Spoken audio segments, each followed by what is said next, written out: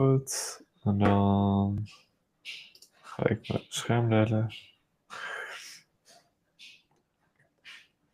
Oké. How to build a sales team. We're 12 weeks in and starting to build out our sales team so that we can scale our business more easily. We're sharing exactly the step-by-step what we're doing and how we're doing it.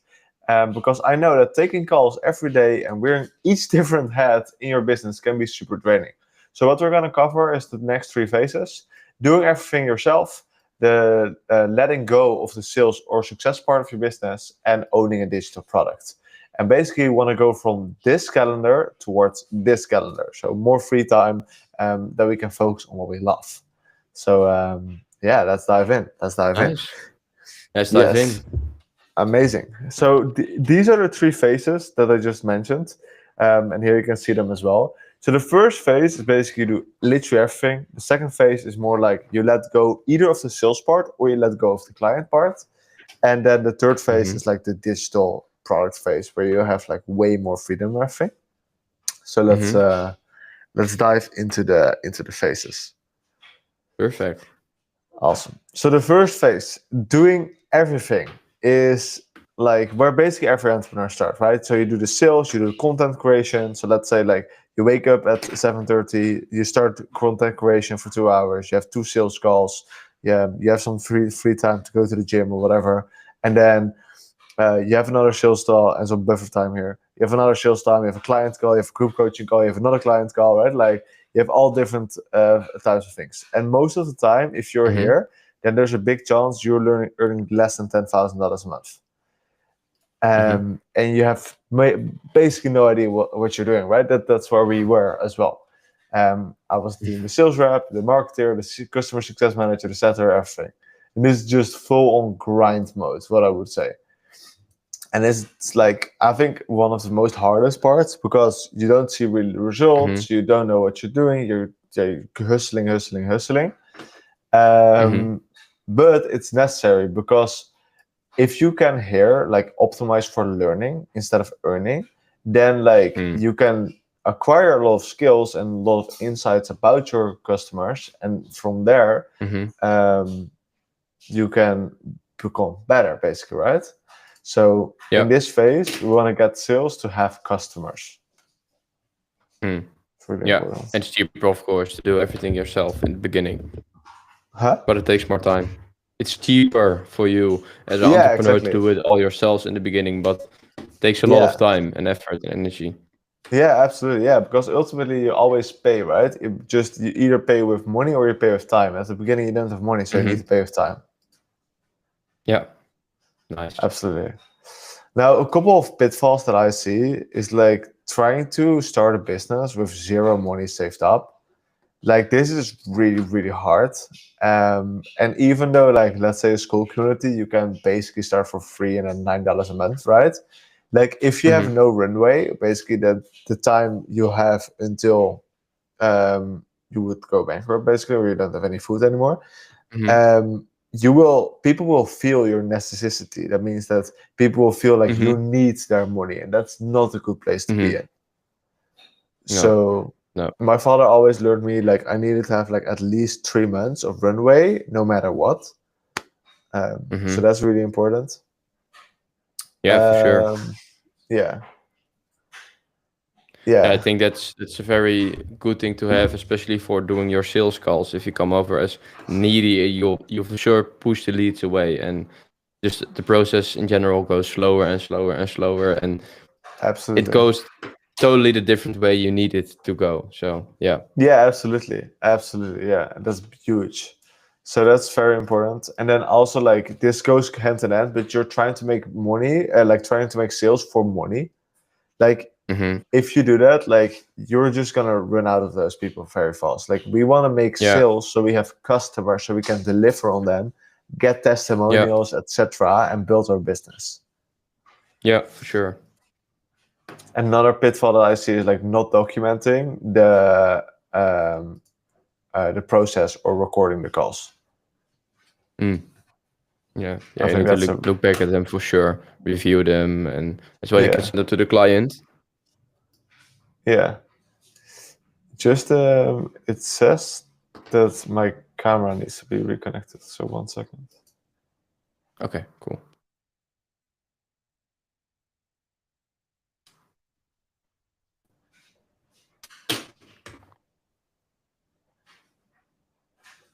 Oh, there are two Daans inside. I see one, so we should be good. I see two, but okay. I think we should be good. Yeah. Okay, so we had that part. And then another pitfall that I see is like not documenting your process / recording the calls that you're doing. Like having transcripts and actually like doing the calls is one of the most valuable things you can do, especially now with AI, because you can literally put all of your data, or even if it's like customer success or sales, into a ChatGPT, and the ChatGPT can literally tell you all of the common things that happened, right? Either if it's in your sales calls or if it's in your customer delivery, it will help you so much by like actually productizing your sales process and your delivery process. So definitely record it. Like what we use ourselves is Fathom. Works really well. Yeah, sure. Now, if we were to do this over again, what I would do differently, I think I would think better about who I really wanted to help, and I actually could help them most. So I would ask myself better questions, and then focus on those people from the beginning. In my case, I had clients that like were totally new to the coaching business, and I've had clients that are like already like more successful, like doing $5,000 or more. And in my experience, helping the people that already have the coaching business, $5,000 or more, were much, much, much faster to get results than the people that were totally. Yeah. So that's one big thing. You also had more experience in that with those people beforehand, right? Correct, indeed. Yes, and I was still like understanding the beginning part of the business myself. So then, like doing and preaching at the same time is not really a good part. Good place to be in. Yeah. So that's one. Now, in combination with this, I would help 5 people for free if I would start over, in exchange for like testimonials and a weekly update in my free community. And based off those testimonials and updates in my community, I'm confident that I would have even more traction than I have already now. And so that I would have faster traction, I'm confident. Yeah, for sure. And I would spend less money, especially at the beginning stages, and would invest sooner into like my business and education. Yeah, that would make. I mean, when you did that, when you invested, the process went so much smoother and faster and better. Yeah, like way more fast. But like on each front, on the sales, on the coaching, on the marketing, like each front went easier after an investment. So I would probably start with fucking that, like for real. Yeah. So that's phase 1, the do everything phase. Very fun phase, very hard phase, but it is definitely necessary. You have to go through that. Exactly. And then in phase 2, it's more like you let go of the sales and or success part of your business. So, for example, if you let go of your sales part, you can like keep doing the client success part, or if you let go of the client success part, you can keep doing the sales part. Yes. Yeah. Now, in this phase, you most likely will have a little bit more time for deep work, for marketing and everything. So you save up like 2 hours a day, which is great. And what this looks like, most likely you're between $10,000 and $50,000 a month. And here you can either hire 1 or 2 sales reps or customer success managers on commission basis to help you out. If you want to hire sales or customer success, really depends on your bottleneck. Like, for example, which one is costing you more time. But to be honest, like the biggest part here, it depends on your skills or general skills. For example, myself, if I look at these 3 skills, like sales skills, I have those one-on-one coaching skills, I have those. Product skills, like turning it into a valuable product with classroom and everything, I'm still learning that. So for me, it's the best thing to do to outsource the sales first and keep doing the client delivery myself, so I can understand better what the clients need, so that I can productize that into a classroom. Yeah, I think that's a very good point. But it depends on the person, really. Exactly. It depends absolutely on the person, and more likely, it depends on who you are now and who do you need to become, who do you want to become that has those skills. I need to become someone that is able to turn a problem into a product, right? That solves the problem. Yeah. So in order for me to do that, I need to take those customer success calls so I can see the connected dots together in how I can create that product towards the world. Yeah, for sure. Yeah, I think that's a very, very nice way to build everything out, right? Understanding your customers more, coaching your customers, and building it step by step on what they actually need. Because you can't have the idea of that beforehand, what they actually need. Exactly. Yeah. So either if you want, like I just said, it depends who you need to become and what your business needs. Either way, you want to start outsourcing one of those two. I would not recommend doing it at the same time. Just do one of those areas of your business at the same time. That's very important. Now, if for any reason you don't have client calls, I would highly recommend doing onboarding calls with clients. Just so you know, they will get faster results and everything, but that's another story. All right, cool. So pitfalls. So this is a very big one. I've seen so many businesses making this mistake. It's like stopping all their... Sorry? Your screen. I can't see your screen. Oh, okay. I'm not sure why. Can you see my screen now? Yeah. Okay. Well, could you see it before? Yeah, but just after we went through the points before the pitfalls, you turn it off. Okay. Okay, check. All right. So stopping the calls in one go, I've seen so many businesses fail because of this.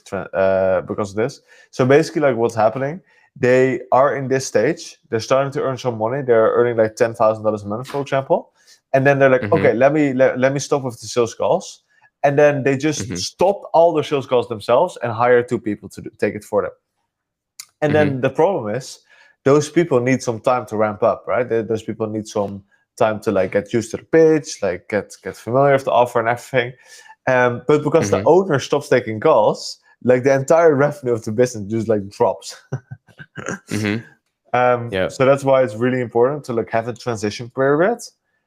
We are in this right now as well, where the owner still takes the calls, and then you either hire like 1 or 2 closers or 1 or 2 CSM managers, whatever you want to outsource, and then you do it together at the beginning, so that the owner can still bring in the cash and they're not dependent on that closer, because otherwise the closer is gonna feel a very high pressure as well. And then in that way, the closer can learn how to make the sales and grow and do sell the offer. Yeah, sure. So that's one. Another big pitfall is no daily calls with your sales team. So like sales ultimately is energy, right? It's the transmission of energy, like transmission of conviction. It's my conviction that I sent to someone on the call. And what we want to do is we need to keep that energy high. So on a, like sales, obviously is sales. So sales is the transmission of energy, but the customer success manager is also sales, because they need to sell those people on your method. They need to sell those people on what you're doing, right? So doing a daily call with your sales team where you pour in their energy, your energy as the owner, your conviction into them, is one of the highest leverage things you can do. Yeah, and especially in a starting period.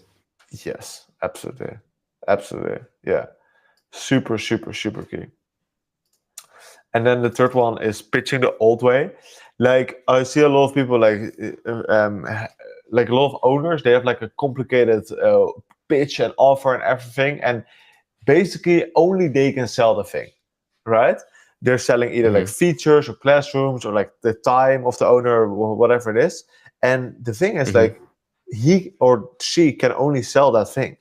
So that's when like you put in a closer, like he has no idea how to sell it because it's so complicated, right? But the owner can sell it because he is the authority and he can answer all the questions and all that stuff. So what we want to do, we want to implement the 3S formula. We want to target a specific person with a specific problem and a specific way of solving that problem. And then using this formula, we want to have the owner sell at least 5 times that offer, and then he can replace himself out of the sales process step by step. Yeah. So those are the pitfalls. If I were to do this over again, well, I'll tell you once I've completely done it. We're not there yet. So that's that. And nice. Then the final phase is phase 3, the digital product. And this looks to me like a dream. You should have like your content in the morning. I can imagine. Yeah, you have like a nice workout and like whatever you want to do. And then you just have open time and you have like one call a day. It can be either like a mastermind call or like a stand-up with your team or whatever it is. And this is what it looks like when you're at like 50 to 250K a month. And I want to tell you a story here. So basically like with Max Person, where I worked with together for like a little bit more than a year. So we were doing $40,000 a month. And at the $40,000 a month mark, I asked Max basically like, hey, why are you not doing any sales calls? And he was like, yeah, like maybe it can work, right? So long story short, we implemented the sales calls and we went from $40,000 to $80,000 a month in just 30 days, which was crazy. Nice. And then from there, we kept scaling all the way to $250,000 a month. The crazy part is we were with 5 people. That's it. We didn't have like a big team of 10, 20 people or anything like that. You don't need a big team. That's like not true. So we literally had 2 closers. We had 1 customer success manager at one point, that was me. And we had 1 content creator, like the editor and everything. And we had Max himself, the owner. That was it. And we did $250,000 a month. That's insane. Yeah. So this is like what can happen when you transform your coaching/consulting business into a digital product, leveraging Skool. It's so powerful. Like, it's crazy. If you leverage the right way. If you leverage it the right way. Absolutely. Yes. So the common pitfalls here, what I've seen with Max and coaching over 100 people, low ticket can be very hard with margins. Ideally, you sell something high ticket. It's like at least $2,500, but ideally between $4,800 and $12,000. Not doing the daily call, same as before. Not having enough contact points with the customers, because contact points will give you information, and that information will help you to productize your service and make it better. This one is very huge, more than 1 avatar. So if you have more than 1 avatar, you're trying to help more different people, you can't productize what you're doing. Because everyone is different, right? Like you have like, oh yeah, but that person needs this one, this person needs this one. Like it's really hard. So you want to help one type of person. And those people can fall in 3 buckets. So for example, I'm helping online coaches doing 5K or more.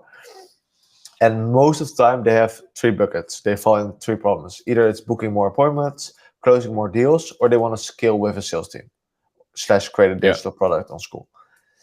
And but it's all the same avatar, right? Different problems, same avatar. So that's really important. And then also what I see is like hiring too late. So people are like in here, basically, they're doing great, but they earn like 10, 15, 20K per month, but then they don't hire enough. So then they stay in this one-to-one like dilemma and they can't get out of it. Yeah. So that's one. And also the other person, 9 out of 10 times, you always want to hire 2 people at the same time, 2 sales reps, just because then you can like see which one is better. Either you have 2 amazing ones, or you keep one which is really good. Nice. Yes, and then what I would do differently, well, I'll tell you once I've done it myself. So cool. Those are the 3. A lot of value, man. Yeah, those are the 3 phases, and then finally to round it off is we have the roadmap. What's coming up right now? I'm focusing on creating the free training, week 0, and the email flows. This will be done this week most likely, and after that we're going to focus on the limited school mastermind curriculum with the power offer, so people can charge premium prices, the limitless sell method, so we get higher closing rates, school selling system, how you can book calls on demand, and a 1-hour sales team to automate your sales. And after that, we're gonna have the school co-pilot with AI support included. Yes, so that's super really cool. Nice. Absolutely. And what we're doing right now, until this is completely built out, we still run a 50% discount, and we have the one-on-one calls with me. So if you want to be like Nathan and close like annual sales and raise your price and earn more money, then feel free to book a call, and I will see you very soon then. And because soon I'll close this off, and then you miss out on a good deal. Awesome. Nice. So yeah, that's it for today. Good stuff. Good stuff. So guys, book a call. Book a call. See you there. Stay limited.